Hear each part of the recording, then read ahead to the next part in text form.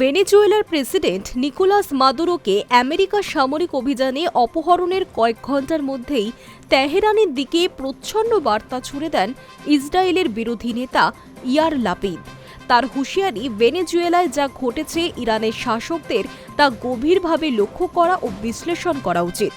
এই মন্তব্য নিছক কূটনৈতিক বক্তব্য নয়, বিশ্লেষকদের মতে এটি একটি ইঙ্গিত। ওয়াশিংটন যদি লাতিন আমেরিকায় একটি সার্বভৌম রাষ্ট্রের প্রেসিডেন্টকে শক্তি প্রয়োগ করে সরাতে পারে, তবে তেল ভান্ডার আরব দুনিয়াও সেই নজিরের বাইরে নয়। মাদুরো থেকে তেহরান, একই পথে কি ডোনাল্ড ট্রাম্প? মাদুরোকে অপসারণের ঘটনা ঘটেছে ঠিক তার আগেই মার্কিন প্রেসিডেন্ট ডোনাল্ড ট্রাম্প ইসরায়েলের প্রধানমন্ত্রী বেঞ্জামিন নেতানিয়াহুর সঙ্গে বৈঠকে ইরানের বিরুদ্ধে নতুন হামলার হুমকি দিয়েছেন। প্রকাশ্যে না হলেও ওয়াশিংটন তেল আবিব মিত্রশক্তি যে এখন স্বার্থবিরোধী সরকার বদলের ভাবনায় সক্রিয় তা গোপন নেই। যদিও ভেনেজুয়েলা ও ইরানের সঙ্গে যুক্তরাষ্ট্রের দ্বন্দ্বের ঐতিহাসিক প্রেক্ষাপট কিন্তু আলাদা, তবু রাজনৈতিক বিশ্লেষকদের মতে মাদুরোর বিরুদ্ধে এই দৃষ্টান্ত ইরানের সঙ্গে সরাসরি সংঘাতের সম্ভাবনা বাড়িয়ে দিয়েছে। ন্যাশনাল ইরানিয়ান আমেরিকান কাউন্সিলের প্রেসিডেন্ট জামাল আবদি বলেন, এই নতুন আইনহীনতা বিশ্বকে আরও অস্থিতিশীল করে তুলেছে, আর অস্থিতিশীলতা মানেই যুদ্ধের ঝুঁকি বেড়ে যাওয়া। তার মতে, ট্রাম্প যদি সার্জিক্যাল রেজিম চেঞ্জের ধারণায় মুগ্ধ হয়ে পড়েন অথবা নেতানিয়াহুকে একই ধরনের পদক্ষেপের জন্য সবুজ সংকেত দেন, তাহলে ইরানকে ঘিরে নতুন যুদ্ধের গতি রোধ করা কঠিন হবে। কূটনীতি কি মৃতপ্রায়? Centre for international policy senior fellow নাগার মর্তাজাভির পর্যবেক্ষণ আরও সরাসরি। তার ভাষায়, ভেনেজুয়েলায় আমেরিকার এই পদক্ষেপ ট্রাম্প প্রশাসনের সর্বগ্রাসী মনোভাবকেই তুলে ধরে, যেখানে আলোচনার জায়গা প্রায় নেই। তিনি বলেন, তেহরান থেকে যা শোনা যাচ্ছে তাতে স্পষ্ট ইরান ট্রাম্প প্রশাসনের সঙ্গে আলোচনায় আগ্রহী নয়, কারণ ওয়াশিংটন কার্যত নিঃশর্ত আত্মসমর্পণ চায়। এই পরিস্থিতিতে কূটনীতির পথ সংকুচিত হচ্ছে, আর তার জায়গা নিচ্ছে সংঘাতের সম্ভাবনা।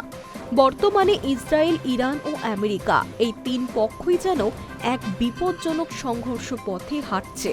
মাদুরো অপহরণের পিছনে শুধু ভেনেজুয়েলার অভ্যন্তরীণ রাজনীতি নয়, রয়েছে ইরানের সঙ্গে ভেনেজুয়েলার ঘনিষ্ঠতাও।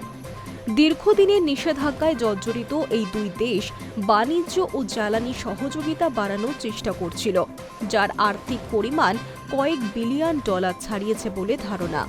মার্কিন বিদেশ সচিব মার্কো রুবিও মাদুরোর সঙ্গে ইরানের সম্পর্ককে নিরাপত্তা হুমকি হিসেবেই তুলে ধরেছেন। এমনকি কোনো দৃঢ় প্রমাণ ছাড়াই ভেনেজুয়েলাকে লেবাননের সশস্ত্র গোষ্ঠী হিজবুল্লাহর জন্য পশ্চিম গোলার্ধে ঘাঁটি তৈরির অভিযোগও করা হয়েছে। মাদুরো ক্ষমতাচ্যুত হওয়ায় ইরানের আঞ্চলিক মিত্রবলয় আরও সংকুচিত হওয়ার আশঙ্কা তৈরি হয়েছে। সিরিয়ায় বাশার আল আসাদের পতন এবং লেবাননে হিজবুল্লাহর দুর্বলতার পর তা তেহরানের জন্য বড় ধাক্কা। ইরান দ্রুতই ভেনেজুয়েলায় আমেরিকার অভিযানের নিন্দা জানিয়ে একে অবৈধ অগ্রাসন বলে অভিহিত করেছে। তেহরানের বক্তব্য, এই ধরনের সামরিক পদক্ষেপ আন্তর্জাতিক শান্তি ও নিরাপত্তাকে গুরুতরভাবে বিপন্ন করছে। বিশ্লেষকদের আশঙ্কা, মাদুরোর অপহরণ ইরানকে আরও কঠোর পথে ঠেলে দিতে পারে। তার সামরিক প্রতিরোধ জোরদার করা কিংবা সম্ভাব্য মার্কিন বা ইসরায়েলি হামলার আগাম জবাব দেওয়ার প্রস্তুতি নেওয়াও হতে পারে। ডোনাল্ড ট্রাম্প ইতিমধ্যেই প্রকাশ্যে হুমকি দিয়েছেন, ইরানের সরকার যদি বিক্ষোভ দমনে প্রাণঘাতী পথে যায় তবে যুক্তরাষ্ট্র খুব কঠোরভাবে আঘাত হানবে। একই বক্তব্য তিনি একাধিকবার পুনরাবৃত্তি করেছেন। এই প্রেক্ষাপটেই প্রশ্ন উঠছে, ভেনেজুয়েলার মতো কি করে ইরানেও সরকার ফেলতে বা নেতৃত্ব অপসারণের পথে হাঁটতে পারে আমেরিকা ও ইসরায়েলের চরবাহিনী মোসাদ? উত্তর এখনও অনিশ্চিত। তবে মাদুরো অপহরণের পর যে বার্তাটি স্পষ্ট, বিশ্ব রাজনীতি আবারও এমন এক পর্যায়ে ঢুকছে যেখানে শান্তির ভাষা কূটনীতিকে গ্রাস করে ফেলছে, আর সেই ঝুঁকির কেন্দ্রবিন্দু আপাতত তেহরান। High news network.